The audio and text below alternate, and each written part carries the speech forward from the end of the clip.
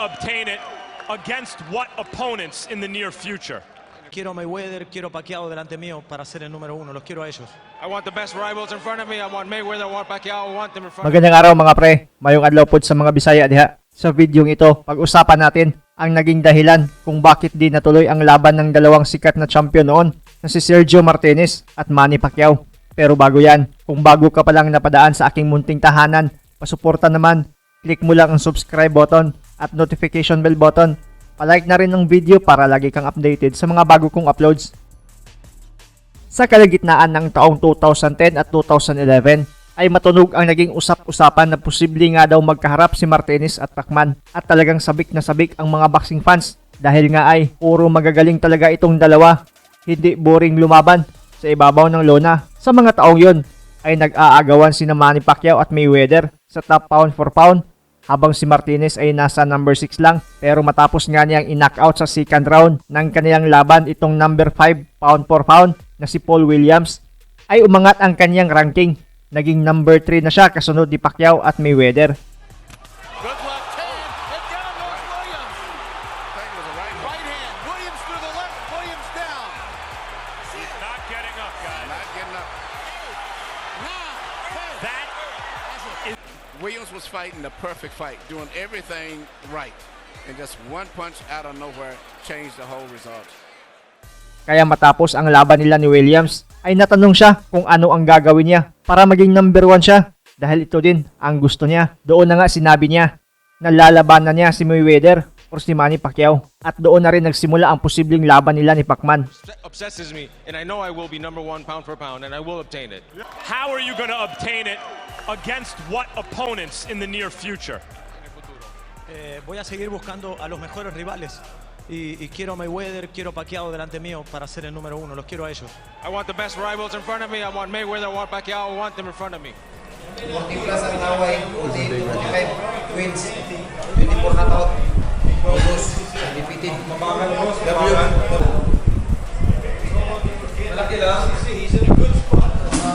Quiero a Mayweather, quiero a Pacquiao delante mío para ser el número uno. Los quiero a ellos. I want the best rivals in front of me. I want Mayweather, I want Pacquiao, I want them in front of me.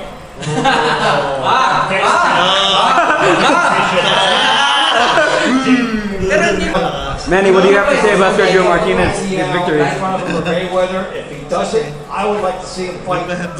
Sa mga taong yun ay WBC, WBO at the ring middleweight champion si Martinez at may record na 44 wins, only 2 defeats, 2 draws at 35 years old na. At ang isa sa naging problema mga pre ay lumalaban si Martinez sa middleweight o 160 pounds habang si Manny Pacquiao noon nanggaling lang din sa panalo kontra kay Margarito ay may kartada ng 52 wins, only 3 defeats, 2 draws at 31 years old na pero lumalaban sa welterweight division o 147 pounds. Ayon sa kampo ni Martinez ay hanggang 154 pounds lang daw ang kayang ibaba ng kanilang manok pero ayon naman ni Coach Freddie Roach ay papayag lang daw sila kung bababa si Martinez sa 147 pounds. Alam daw niyang kayang-kaya ni Pacquiao si Martinez pero hindi daw niya isusugal sa mas mataas pang timbang at mas malaking kalaban. Tinalo daw ni Manny Pacquiao ang mas malaking si Margarito na lumalaban na noon sa super welterweight at middleweight division pero pumayag ito sa catchweight na 150 pounds kaya natuloy ang laban. Pero talagang nahirapan at nasaktan naman daw si Pacquiao dahil sa gabi ng laban na yon ay nasa 168 pounds na daw si Margarito habang 144 pounds lang si Manny Pacquiao. Wins and Martinez steps down in weight. Do you think it would be a good option for him to fight him? He makes 147. Why not? Thank you. Pangalawang naging dahilan kung bakit di natuloy ang laban mga pre ay ang kanilang mga promosyon. Under si Manny Pacquiao kay Bob Arum ng Top Rank promotion habang si Martinez naman ay under kay Lou DeVilla. Isa ito sa mga problema ng mga boxer kung bakit hindi natutuloy ang laban dahil sa magkaibang promosyon at dahil na rin sa hatian ng pera. Lalo na't sa mga panahong yon ay talagang sobrang charismatic, sobrang sikat ng dalawa na talagang hahakot ng mga manonood. Dahil sa weight problem, various different scenarios to both Floyd Mayweather and Manny Pacquiao trying to get either of them to fight you. Do you think you have any hope of getting either of those fights? Yes, in terms of Mayweather, for sure. Maybe not Pacquiao because of the difference of size. That would be a problem. At promotion problem ay mananatiling fantasy fight na lang daw ito. Sa halip ay nilabanan na lang ni Martinez ang Ukrainian undefeated na si Sergey Zinzerok at panalo siya dito via 8-round KO. Down goes Zinzerok again. Second. There he is. Here's the third knockdown of the fight. Make it up this time. And this time Zinzerok is an amazing performance. Maybe Sergio Martinez is... Habang si Manny Pacquiao naman ay si Shane Mosley naman ang binangga at panalo via unanimous decision.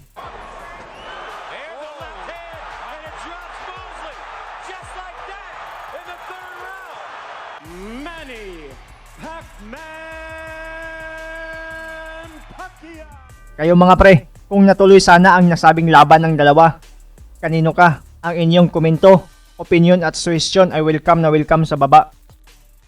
Shout out kay Chris Beat, Rodolfo Asuncion, Daimlers TV Corredo from Saudi Arabia, Norberto Marzo, Ronnie Luzano, Bill's Kitchenware, Cynthia May Gonzalez, Local Filipino Boxing Updates, Marvin Roel Mandagit, Sony Tumbagahan, Chinhoy's Watcher, Heaven Ablaze, Ramel Tijano, Percival Ino, Rini Cercado, Alan Aguado, Ining TV, Randy Montaño, Roel Villanueva, Nympha Escala, Prundi Channel, Gilbert Gomez, Jerry Camo, Rexis Ken Lumungsod. Pwede niyo rin i-follow ang ating FB page mga pre na channel ni Manoy at nagpo-post din ako ng mga sports update doon. Pabisita na rin mga pre sa channel ng dalawa sa mga kaibigan ko sa YouTube na may boxing content din, sina Usapang Sports at Philippine Sports History na puro may quality content na tiyak magugustuhan ninyo.